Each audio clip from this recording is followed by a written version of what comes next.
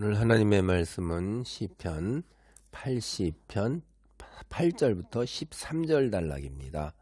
이 앞선 이제 1절에 나오는 그 단락은 하나님을 목자로 묘사했었어요. 그래서 이 구약 성경을 보면 두 가지 비유, 하나님이 목자이면 이스라엘은 양떼예요. 그리고 이제 하나님이 농부이시면 그 이스라엘 백성들은 포도나무, 이렇게 비유를 했습니다. 그래 여기에 보면 이게 이제 포도나무, 포도원을 가꾸시는 이제 농부로 하나님을 묘사하고 있습니다. 이게 과거에 하나님께서 어떻게 우리에게 은혜를 베푸셨는가를 이게 기억하는 거예요. 출애굽 여정을 이제 보면은 이집트 탈출 과정이 있고 광야 생활 과정이 있고 가나안 정복해서 정착하는 이 이제 두 부분으로 크게 나누어지죠. 이집트를 탈출하고 광야 생활을 한 것은 하나님께서 목자가 되어서 자기 양떼인 이스라엘 백성들을 보호하고 인도하신 일로 이렇게 비유적으로 표현합니다. 양떼, 그러니까 이 고대 근동문화 그쪽에서 이제 오늘날도 마찬가지지만 여전히 그쪽에 양을 키우는 일들이 이제 굉장히 많다 이 말이에요. 주된 산업이죠. 그게 자연에 맞추어서 우리가 이제 먹거리를 얻어가지고 살잖아요. 그러니까 거기가 농사짓기에는 적합하지 않은 땅들이 많이 있으니까, 그리고 비가 이렇게 많이 내려서 밭농사, 논농사 같이 이렇게 질 수 있는 형편이 안 되는 거죠. 그래서 이제 양을 키우는 거고, 또 소 키우는 건 적합하지가 않은가 봐요. 그래서 일찍부터 양을 키워서 이기 때문에 이 목자하고 양을 키우는 일들은 그 당대 사람들에게 이제 지금도 제가 여전히 그렇게 그런 생활을 하는 사람들이 많이 있다고 그랬잖아요. 익숙한 거예요. 우리로 치면 우리가 도시에서만 조금 나가서 이제 도시 생활을 하니까 우리가 그러는 건데, 그냥 도시화 되지 않았던 50년대, 60년대에 그 농사를 얘기해, 논농사가 우리 주된 거잖아요. 그 다음에 밭농사. 그러니까 이런 논농사하고 밭농사 이야기를 하고, 그 다음에 집에 소를 한 마리씩 키웠어요. 제가 어릴 때 자랄 때도. 그게 큰 재산입니다.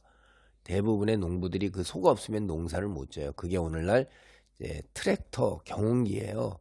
그거 없이 땅을 갈고 이렇게 할 수가 없으니까 쟁기질을 해야 땅을 다 갈아가지고서 논이니 뭐니 하는데 사람 손으로는 못합니다. 그래서 가족처럼 소를 한 마리 키워서 그랬으니까 소 한 마리 키우는 거에 대해서 목자가 아니라 소 한 마리를 지닌 그 심정, 이런 거는 다 시골 사람들, 이 시골 인구가 거의 80%에서 90% 정도 사이를 차지하고 있었으니까, 인구조사에 나오면 그런 이야기를 하면 안다 이 말이에요. 이제 그거를 우리가 금방 이해하는 거죠. 그래서 목자로 이제 비유를 하고, 그다음에 이제 농부, 그쪽에서 이제 농사를 짓게 되면 주로 이제 포도원 가꿨고요. 그다음에 이제 올리브, 그렇죠? 무화과, 이런 게 이제 보는데 주로 포도 농사를 많이 하고, 이제 올리브 농사도 지중해 연안에 저쪽에 그리스 쪽이니 이런 쪽에서 많이 이루어졌고요. 이쪽에 그런 거를 보면은 이제 안다 이 말이에요. 그래서 포도원이 대표적인 농사 중에 하나니까, 농부 얘기를 하면 포도원 농사 금방 다 알아서 무슨 말인지 알아들으니까, 하나님께서는 영적인 진리를 우리가 이해할 수 있는 문화와 당대 언어와 비유, 때로는요 이 이방 사람들이 다 알고 있는 이야기가 가나안 신화 이야기란 말이에요. 창세기 이야기하고 조금 비슷한 면도 많이 있는데요. 그 신들의 싸움, 선과 악의 신이 싸움이 있어서 이제 선한 신이 이겼고, 그 선한 신에서부터 비롯돼 가지고선 흘러나온 것들이 또 다 여러 가지 신이 되고, 그 민족마다 신을 섬기는데 그 중에 이제 제일 유명했던 신이 바알신 같은 거, 그 신들이 이제 바알신이 이겼다 그렇게 하고, 신 중에 신이다 뭐 이렇게 하고선 바알신, 민족마다 언어로 이름이 조금 다르기도 하고, 그리고 또 그뿐만 아니라 많은 신들을 섬겼어요. 그냥 이름이 돼서 뭐 바람의 신, 천둥의 신, 뭐 태양신도 있었고, 바다의 신도 있고, 강물에도 신이고, 산도 신이고, 뭐 온갖 게 다 있죠. 뭐 그냥 그래서 여기 오늘 이 단락은 바로 하나님이 농부셔서 포도원, 그러니까 이방인을 몰아내고서 그곳에 이스라엘을 정착시키신 일, 가나안을 정복해서 농부가 포도원을 만들어 가지고 개간을 했어요. 싹. 그곳에 이제 포도나무를 심고 가꾸는 일에 비교를 하는 겁니다. 이게 두 가지 비유, 이미지를 해서 이집트에서 이스라엘을 이끌어내시고 광야에서 그들을 인도하시고 가나안에 정착시켜서 지금까지 보호해 오신 하나님을 기억하고 하나님을 예배하는 거란 말이에요. 이게 하나님이 이집트에서 한 포도나무를 가져다가 가나안에 살던 민족들을 쫓아내시고 그곳에 심으셨어요. 이것은 이사야서나 예레미야나 에스겔에도 나와요. 이게 남의 나라에서 종살이를 하던 이스라엘을 데려다가 자유인이 되게 하셔서 가나안 땅에 나라를 이루어 살게 하셨다는 그 회고죠. 보겠습니다. 8절. 주께서 한 포도나무를 애굽에서 가져다가 민족들을 쫓아내시고 그것들을 심으셨나이다. 주께서 그 앞서 가꾸셨으므로 그 뿌리가 깊이 박혀서 땅에 가득하며 그 그늘이 산들을 가리고 그 가지는 하나님의 백향목 같으며 그 가지가 바닥까지 뻗고 넝굴이 강까지 미쳤거늘 주께서 어찌하여 그 담을 허시사 길을 지나가는 모든 이들이 그것을 따게 하셨나이까. 숲속에 멧돼지들이 상해하며 들짐승들이 먹나이다. 그러니까 이 성경에서 이 앞서서 이게 이제 모세오경에 다 나오는 이야기를 간단하게 줄여가지고선 줄거리를 얘기하는데, 가나안 사람들이 이스라엘로 인해서 왜 쫓겨났어요? 왜 죽임을 당하고? 그거는 억울한 게 아니에요. 하나님이 자기의 당신의 절적인 신적 섭리, 주권, 절대적 힘이 강한 이방 사람들은 그렇게 생각합니다. 자기의 강한 신이 다른 나라를 정복한다. 그렇게 정복한 게 아니에요. 하나님께서는요, 무려 400년도 더 기다리셨어요. 세상을 통치하시는 하나님께서 소돔과 고모라를 생각해 보세요. 하나님 말씀에 어긋나는, 자연 질서에 어긋나는 그 죄악상이 기다리는데 하나님이 정한 기준의 죄가 찼어요. 더 이상은 못 기다려요. 그래서 그때 이제 때가 되자 그들을 멸하시고 이스라엘 대신 이스라엘에게 그 땅을 주시면서 기회를 주신 거예요.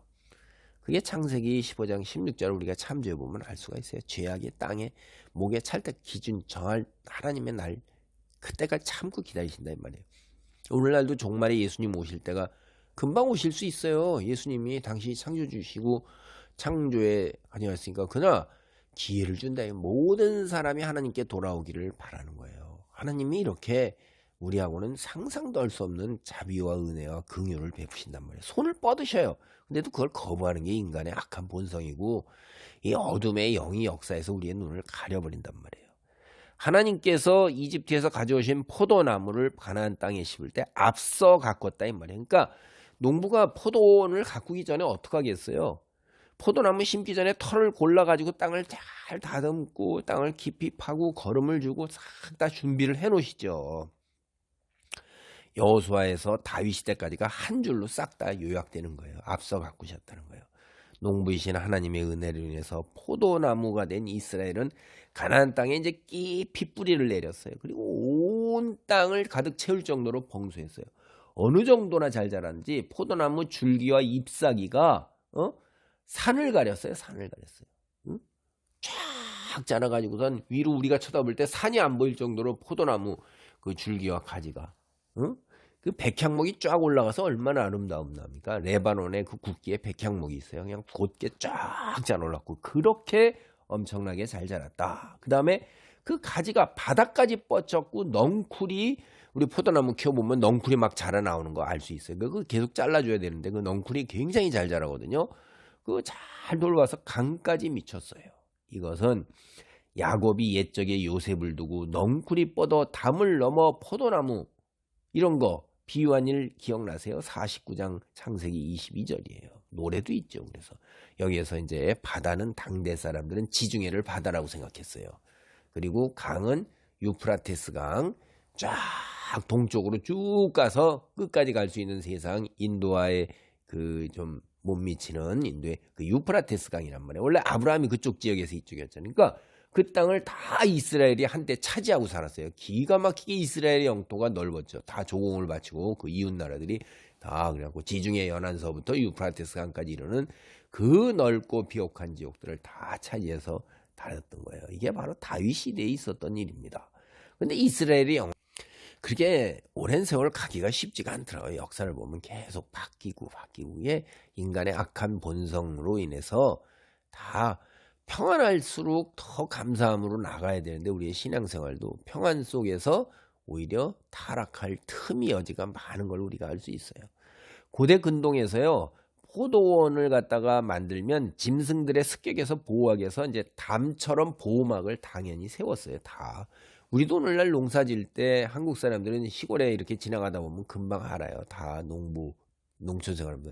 고라니가 그렇게 뭐 희귀종, 멸종 뭐 그런 동물이라고 그러는데 우리나라에 특히 세계 고라니에 뭐 7, 80%가 있다나요. 뭐 엄청 많아서요. 로드킬 정말 많습니다. 제가 왔다 갔다 출퇴근할 때 어떤 때는 하루 한 10댓마리도 봐요. 그냥 너무 안타까워요.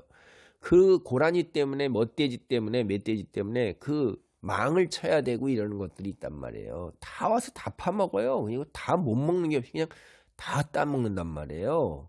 그래 하나님께서 포도원을 보호하고 있던 담을 하나님 스스로 농부가 그냥 헐어버렸어요. 이스라엘 멸망은 하나님이 하신 일이라는 뜻입니다. 지나가는 모든 일들이 그냥 길가에 있으니까 손이 쑥 가는데 담이 없으니까 포도 열매 따먹는단 말이에요. 그 다음에 멧돼지들과 들짐승이 포도를 해쳐요. 이 성경에서요. 레위기나 신명기 같은 걸 참조해보면 멧돼지는 부정한 짐승인데 이방인을 상징을 해요. 그러니까 이게 상징과 비유로 이제 우리한테 이야기를 하는 거죠. 왜 하나님은 이스라엘의 보호막을 제거해서 이방인의 습격을 받아 망하게 하셨는가 이 말이에요. 이사야 선지자가 우리한테 답을 이야기합니다. 하나님께서 그들을 이스라엘을 가나안 땅에 심으실 때는 공의와 정의의 선한 열매를 기대하고 심으신 거예요. 온 세상의 빛으로 살아계신 하나님의 공의와 정의를 드러내고 창조주 하나님이 계시는구나 라는 것을 드러내는 선한 민족으로 택하셨다 이 말이에요. 근데 세상 나라와 다를 바가 없어요. 온갖 폭력과 착취로 얼룩진 들포도, 이걸 들포도라고 그래요. 성경에서는 들포도를 생산한 거예요.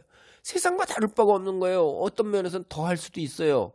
오늘날 교회가 하나님께서 우리를 교회로 부르시고 교회를 택하여 세우신 것은 세상에 나의 빛을 비추고 나의 공의를 드러내라. 야, 저 교회 다니는 사람은 우리하고는 달라.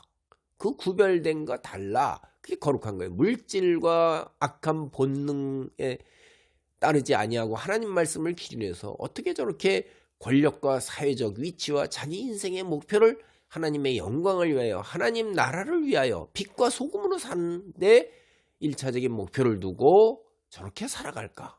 아니 저런 상황에서 경제적으로 공공하고 어렵고 병들었고 때로는 힘든 상황에서도 하나님께 감사하며 인생의 여정, 영생이 있다는 것, 이후에 세계가 있다는 걸 확실하게 믿는구나 라는 걸 드러내면서 살아야 되는데 이 땅에서 잘 먹고 잘 살기 위해서 온갖 몸부림치면서 수단방방해서 우리보다 더하다.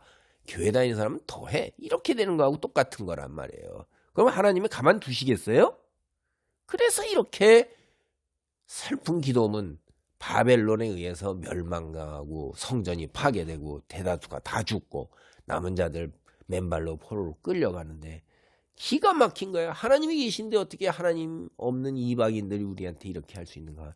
충격적인 현실 망연자실하게 일어나기 때문에 어찌하여 라고 이렇게 다 아는 거예요. 사실 자기들이 답을. 근데 너무나도 망연자실이기 때문에 그런 겁니다. 여러분 교회 나간다고 해서 우리가 다 구원이 보장됐다고 생각하셔요? 이스라엘을 보세요. 하나님 오로지 유일하게 하나님을 믿는 사람들이었는데 양다리 걸치면서 세상껏 향하다가 아주 멸망당해서 포로로 끌려가고선 서기 1945년 될 때까지 2000년 넘게 나라 없이 온 세상에서 그 죄값을 혹독하게 치렀습니다. 우리여 교회 나온다고 해서 헌금 드린다고 해서 봉사한다고 해서 과연 그것이 하나님 자기 나라에 진심으로 하나님을 믿고 의지하고 하나님 말씀에 따라서 빛으로 소금으로 살면서 하나님 영광을 드러내는 그런 삶을 인생의 목적으로 살고 있는가?